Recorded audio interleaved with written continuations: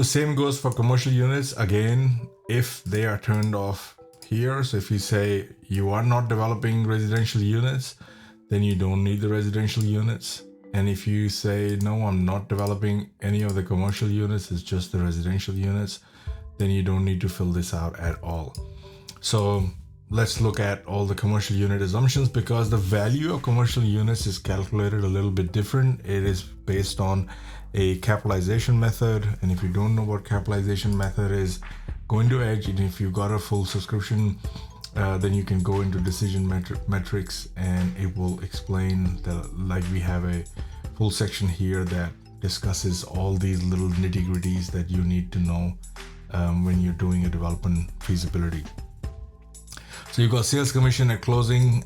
You can select this is what that is going to be, and if you want to select that, at signing, somebody needs to pay me 50%, or you need to pay 50% to the project marketing team, then you have to select that, and you also have to select when you will need to pay that. This is the time span for it, when this commission will get distributed along this timeline here. Then you have construction sales calculation method.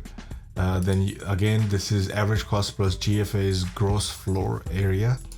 Or you can go manual. If you select manual over here, then under commercial units, you've got two sections here. You've got sale value per unit, and then you've got construction cost per unit, and you are entering each one of these manually. Whereas over here, if you select average cost per gross floor area, then you'll be able to enter a value based on the floor area. So you can say, okay, my construction cost per square meter is going to be X amount, and the total built area per unit is going to be 450, and the net rentable area is going to be 400.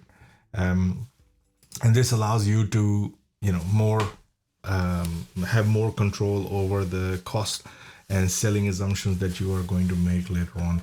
So in here, it's more about cost, because based on the rent that it'll attract, then you'll have a vacancy rate, you'll have operating expenses for these to be taken out from it, and then an exit cap rate that you would need to figure out the total value of the end units of your commercial section of those units.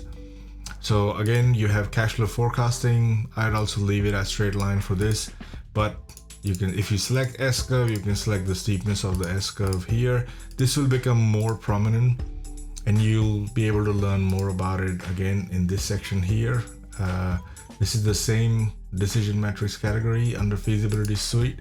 You can select and quickly jump between the categories here, or your home button is your favorite button. Click on that, and it'll take you here and go straight to decision metrics, and you'll be able to see what these are. And that's all for your commercial units.